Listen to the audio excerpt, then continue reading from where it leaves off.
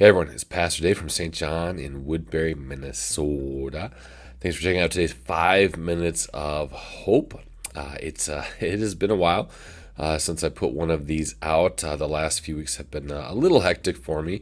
Unfortunately, a couple of weeks ago, my mother-in-law passed away, and so we had that death, and then her funeral was last week, and then also last week my oldest started school, and this week my next three started school. So it's been a little bit of a hectic few weeks. So unfortunately, this got pushed to the back burner, but it's good to be back. I do have a joke for us today. I've got some devotional thoughts for today, but once again, I do hope and pray that things are going well for you. I know the weather's starting to cool down a little bit. We're now getting closer to fall. But again, with everything going on and whatever's going on in your life, I just pray that, as we say every time, that you are indeed filled with peace, with joy, with hope, because you know exactly what Jesus has done for you. And so, like I said, I got a joke for today, and today's joke is it's about a kid that goes off to college. And again, I figured this was a good joke with school starting back up, even though school is definitely not normal right now. But I figured it kind of was appropriate for this time. So there was a young man who actually grew up in Scotland, and he traveled over to England to go to a university, to go to college there. And after he was in school for about a month, his mom actually came over to visit him, and she asked him, well, how are things going? And he says, going fine. And she asked, well, how are you getting along with the other people here in the dorms? And he said, it's kind of weird. The people here are just really loud. In fact, I got one neighbor that's always banging on the wall, just constantly, all through the night. And actually, the guy on the other side, the other dorm, is actually just yelling, all through the night. And his mom was just really, kind of perplexed. And she wondered, well, what are you doing about it? He says, no, I'm not doing much of anything. I'm just trying to ignore it. I keep my head down. I try to stay quiet, and I, just keep playing my bagpipes as normal. There you go. Bagpipe joke. You didn't see that one coming, so hopefully you enjoyed that one right there. So your joke of the day, it's been a while, so hopefully that was worth the wait. But again, some devotional thoughts for us today. And again, I think very appropriate. I want to read to us, for us, this is a quote from, again, one of my favorite authors, C.S. Lewis. And he wrote this in one of his books. It's called The Great Divorce.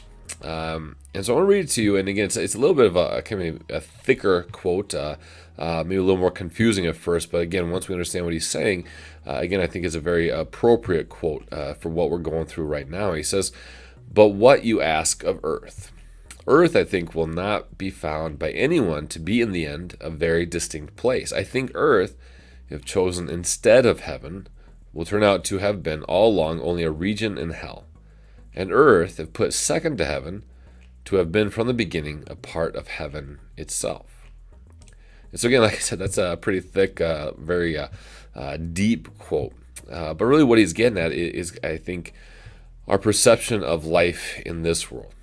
And so what he's saying is, if we live trying to cling to this world, to this life that we have now, with everything we have, that this is the most important thing that we have, is this life in this earth, then from an eternal point of view, we'll see earth as more of a connection to hell because of its brokenness, because of its fallenness.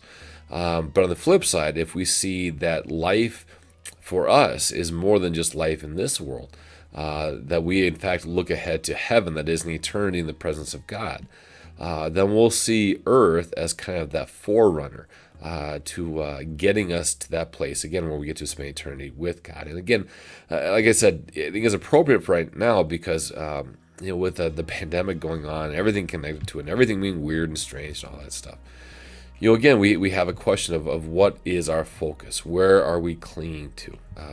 Where do we hope to find our eternity? And again, if we're trying to cling to this life, to this world, we're reminded of how broken, how fallen, how painful this world is, how sinful it is.